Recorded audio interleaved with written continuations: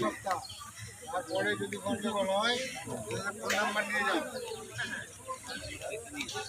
আছে ও এখানে আছে, সব বোতলটাকে আছে আরেকটু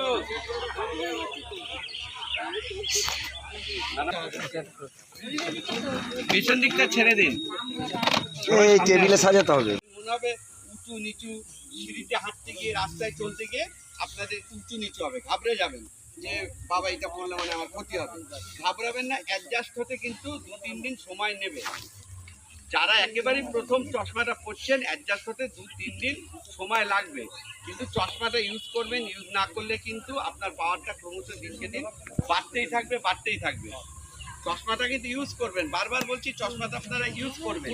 3-4 দিন ইউজ করার পরেও যদি দেখেন যে না আমার এই প্রবলেম হচ্ছে, এখানে আমরা ডাক্তারকে জানাবো, আপনার নাম সহ আমাদেরকে জানাবেন। বোঝাতে পারছি? উঁচু নিচু লাগবে, কেউ ঘাবড়াবেন না। প্রথম 2-3 দিন এরকম হতে পারে। যারা চশমা পরেন, এখন পরেন, হয়তো অল্প পাওয়ার পড়ছেন, এখন হয়তো পাওয়ার বেড়েছে, তাকে বেশি পাওয়ারের দিয়েছে, তাদের ওই সময়টা কম লাগবে, হয়তো একদিনেই তাতে অ্যাডজাস্ট হয়ে যাবে, কারণ 1 ঘন্টাতেও হয়ে যাবে। কিন্তু ওর হয়েছে, আমারটা হয়তো আমি ভালো দেখছি না, ঘাবড়াবেন না। ক্লিয়ার করে? সুতরাং গ্লাস নিয়ে কোনো সমস্যা নেই। এবং চশমার যে ফ্রেমটা, যদি ভবিষ্যতে আপনি পাওয়ারটা বাইরে কোথাও চেঞ্জ করেন, এই ফ্রেমেই আপনি পাওয়ার লাগাতে পারেন। হয়তো কারো অপারেশনের ব্যাপার ছিল, ওটির ব্যাপারটা, তাদের সাথে তো আমি অসিতবাবুকে বলেছি, যোগাযোগ করে ওঠা যাচ্ছে না।